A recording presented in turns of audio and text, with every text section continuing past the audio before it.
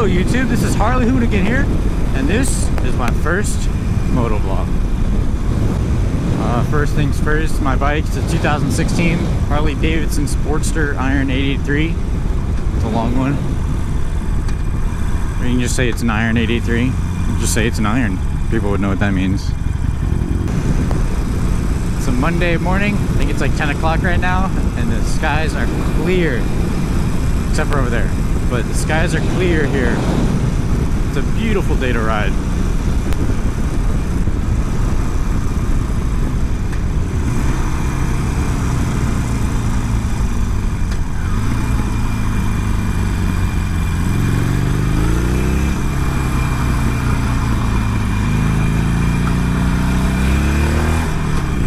Ooh, a little peg scrape there.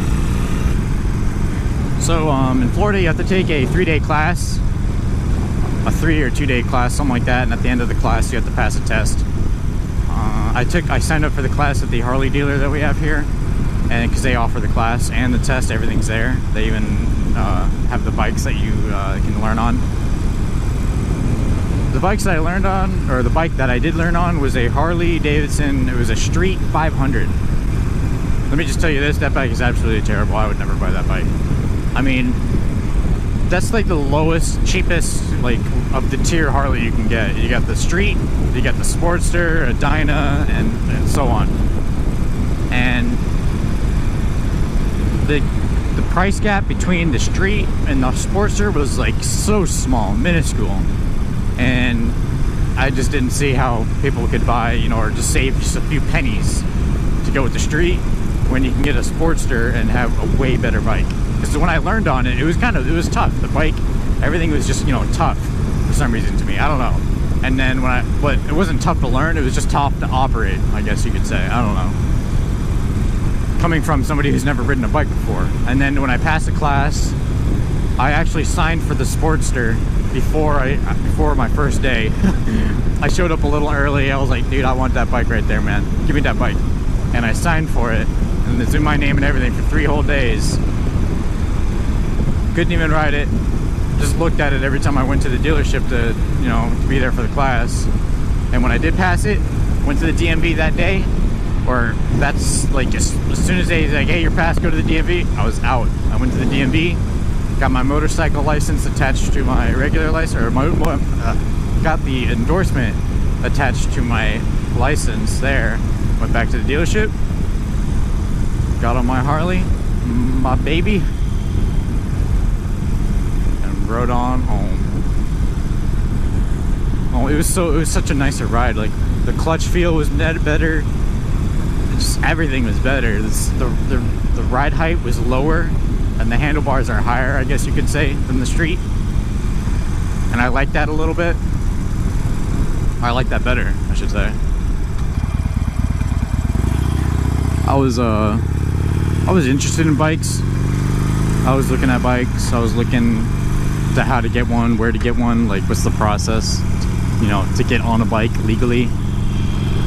I looked at a few bikes on Craigslist. I was looking at a Suzuki SV1000. I think it was an 07. It was a used bike. It had like 5,000 miles or something. It was good mileage, but there's something off about that bike. That specific bike. There was the fluids, and every single fluid indicator was low. Chain was dirty, the frame was dirty, it looked like it had, you know, oil spillage. I don't know. I was like, yeah man, I'll get back to you. I never got back to him. So me and my parents, we went to dealerships. We went to the import dealer that we have here that sells Suzuki, Kawasaki, I think a couple Yamahas. No, not Yamaha. Suzuki, Kawasaki, Honda. They sell those bikes, and we're looking at them, and I'm like, Dad, I don't know, man. These bikes depreciate so much, because they had a couple 2015s left over and a couple they had one 2014. Brand new bike still, and their price was already chopped by at least 25% MSRP. That's what their advertising price. Now, out the door price would probably be what the MSRP was, because, you know, they like to tack on fees for no reason. And I told them, hey, I don't even have my endorsement yet, and they're already throwing numbers to buy the bike and stuff. I'm like, man, I don't like this place at all. And I was like, Dad, let's go to the Harley. Let's see what they got. He's like, sure.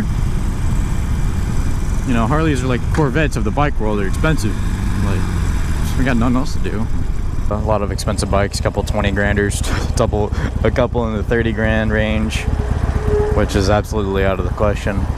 But then the sales guy took us to the sports area where they're selling all the Sportsters.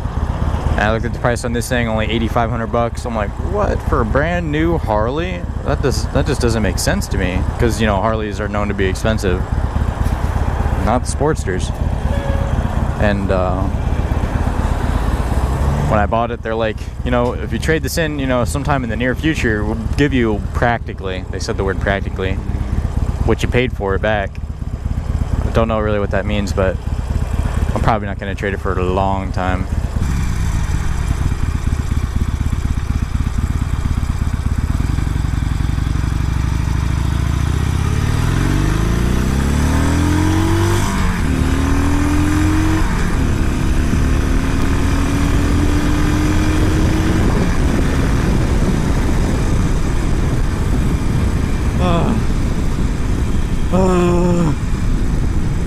She's not that fast, but she scoots.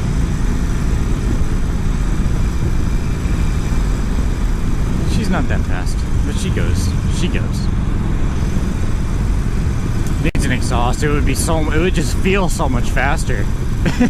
It would just feel so much faster if it had an exhaust. If it had a louder straight pipe. The exhaust I want to get is a Vance & Hines short shots. I think they come baffled, but I was talking to another Sportster the other day. I was talking to another person riding a Sportster.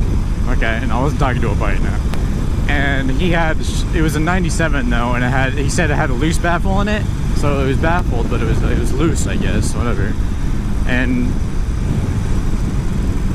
it sounded pretty mean. It was way louder than this.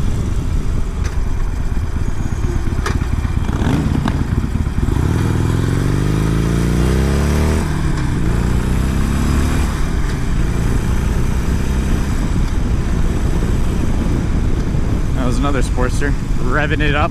He had an exhaust though, that was on stock.